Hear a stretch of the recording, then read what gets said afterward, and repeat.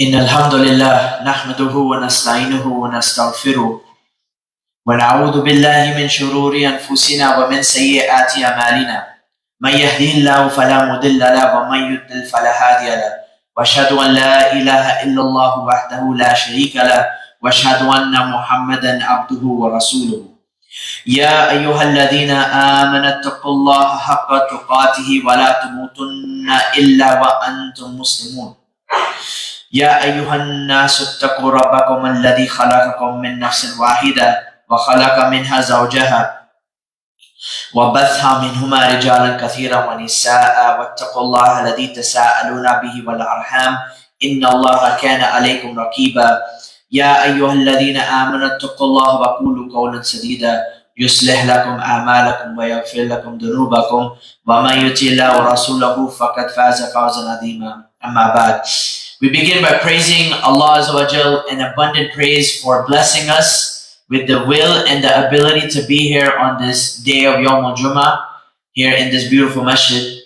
And we ask Allah subhanahu wa ta'ala to send His peace and blessings on Rasulullah sallallahu alayhi wa sallam and his family and his companions and all those who follow his path until the last day. And may Allah Azza wa Jal make us from amongst those people. Ameen.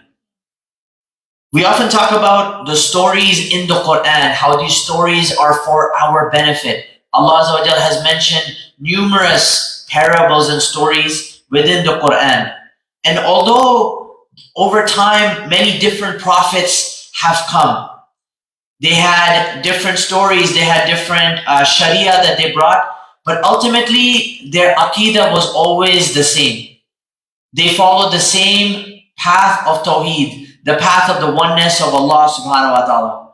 And just as this has been an unchangeable factor in the entire history, also what has remained the same is the dynamics between the oppressed and the oppressor. So that story of the Faran and the Musa alayhi salam, it continues. Over time we see it repeated in history. Even today we see in our own times there's people who are oppressed and there are those who do the oppression. So our story begins at the time of the life of Rasulullah sallallahu alaihi wasallam. The Prophet sallallahu alaihi wasallam had just made hijrah to Medina. And this was after 13 years of dhulm and oppression at the hands of the Quraysh in Mecca. And the Muslims were not able to fight back. They were not given the permission to defend themselves. But now they're in Medina, they've established a state. And now what's going to be coming up are the battles. Allah Azza wa Jal wants to prepare the Ummah of Rasulullah sallallahu alaihi wasallam for the coming war. And during this time, before the Battle of Badr, Allah Azza wa Jal chooses to reveal these ayat from Surah Al-Baqarah, from ayat 246 and onwards. These ayat talk about the story of Bani Israel. When is this story taking place? It's taking place generations after the time of Musa alayhi salam and Harun alayhi salam. So this is a long time after the whole episode with Pharaoh. And now, what is happening to the Bani Israel? When we're talking about the Bani Israel, of course, these were the followers of the nation of Musa alayhi salam. But these were the Muslims of that time. These were the ones who submitted themselves to Allah subhanahu wa ta'ala. They believed in one God. So we ascribe ourselves to them. When we are hearing about their story, Bani Israel, these were the Muslims of that time. So the Bani Israel, they're going through a difficult time. They had been at one point in power, but this new nation came, these oppressors. They removed them from power and they basically, now Bani Israel is on the run. Out in the desert, they have no home. They have nothing left. All of their possessions have been taken from them. It's just them and with their few things living in tents inside a desert.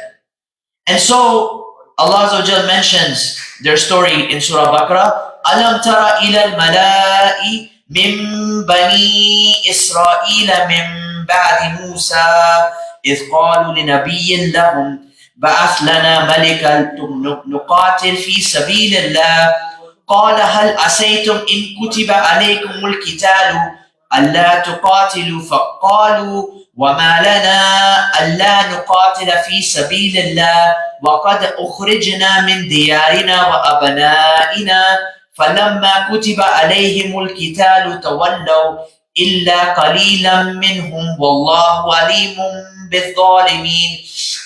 Have you not considered the children of Israel?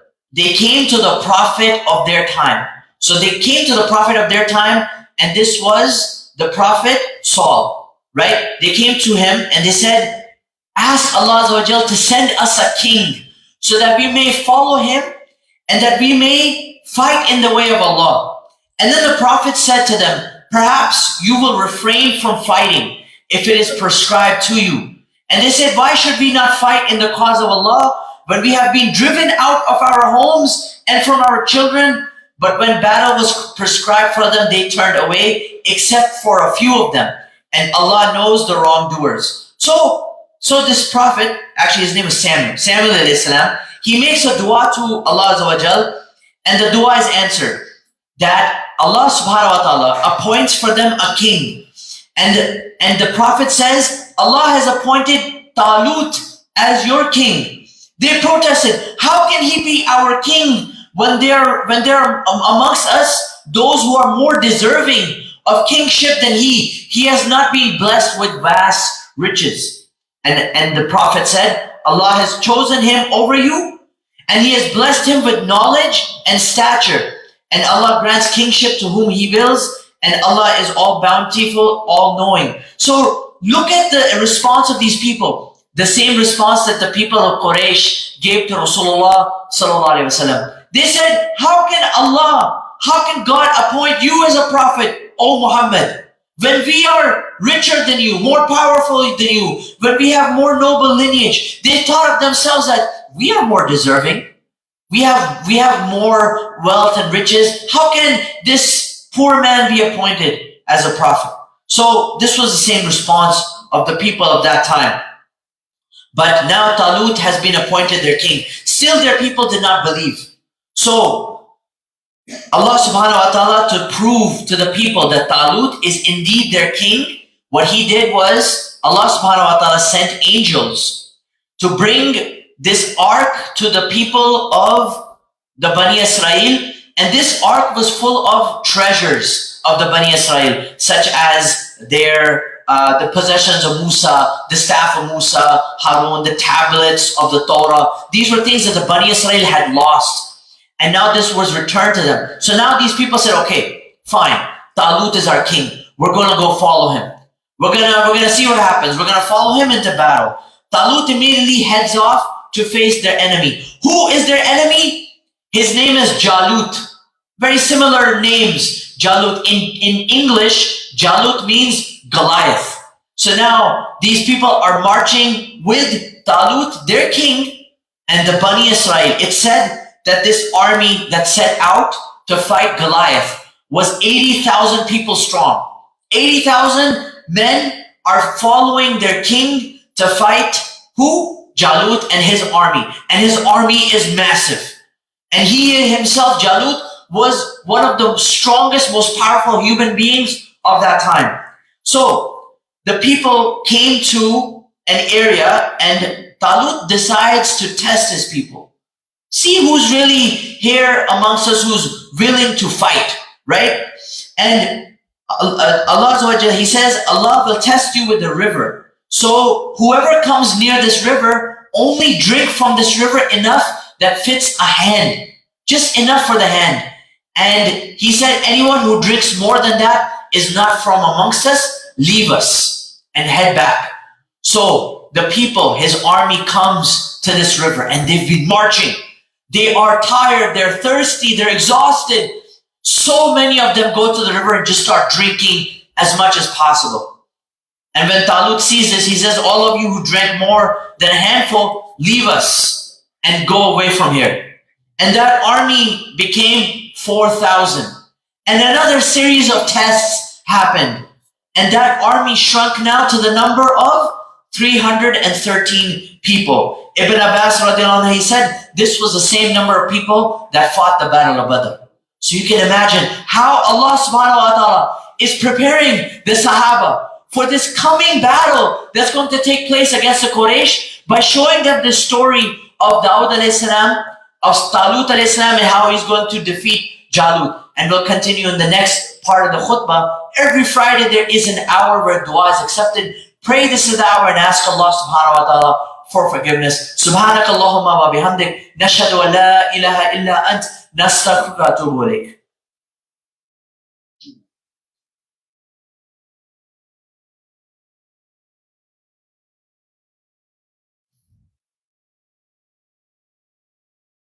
Bismillah ar-Rahman ar-Rahim. Bismillah alhamdulillah. Wassalatu wassalamu ala Rasulillah. So now this army of 313 soldiers that was 80,000 strong when they left. You can imagine being part of such a small group now. And now they have come face to face with the enormous army of Goliath. And they are facing them with a few hundred soldiers. But these were the ones who had passed all of the different tests that happened before. And they are going to stay true to their king. They're going to stay true to their promise to Allah subhanahu wa ta'ala. So they make this dua that Allah recorded in the Quran. وَلَمَّا بَرَزُوا لِجَالُوتَ وَجُنُودِهِ. And when they face Goliath and his warriors, what did these people say? They made this dua to Allah Azza wa Jal. قَالُوا رَبَّنَا أَفْرِغْ عَلَيْنَا صَبْرًا وَثَبِّتْ أَقْدَامَنَا وَانْصُرْنَا عَلَى الْقَوْمِ الْكَافِرِينَ. They made this beautiful dua to Allah subhanahu wa ta'ala when they had this small army facing this enormous army, and the strongest man present in front of the Goliath, they said, our Lord, shower us with sabr. Pour sabr upon us. Make our steps firm, make our feet firm, and give us victory over the disbelieving people. These people did not just come here to get martyred and die and that's it. No, they came for victory. They're optimistic. But they know that victory is not possible without the help of Allah subhanahu wa ta'ala. So they said, Ya Allah, give us patience. Ya Allah, give us sabr. But they didn't say, Ya Allah, give us sabr. They said, Ya Allah, this army is so enormous. We are so few. We need as much patience as possible. Pour patience upon us. Shower us with patience. Because without your help, we cannot do this. Ya Allah. And then this army stepped forth. And before the battle began, it was a tradition of those ancient times that warriors would come in single hand combat and fight each other. So Goliath steps forward, this huge hulking man. And Talut asks his 313 warriors, who from amongst you is going to face Goliath? This young man steps forth. His name is Dawood. And he says, I will face him. And Dawood did not have a shield. He did not have a sword. He did not have a spear. He had a slingshot, a rock and a slingshot. But Dawood had faith in Allah subhanahu wa ta'ala. He steps forward and with a single swing of his slingshot, he lands the rock directly on the head of Goliath and defeats him and kills him.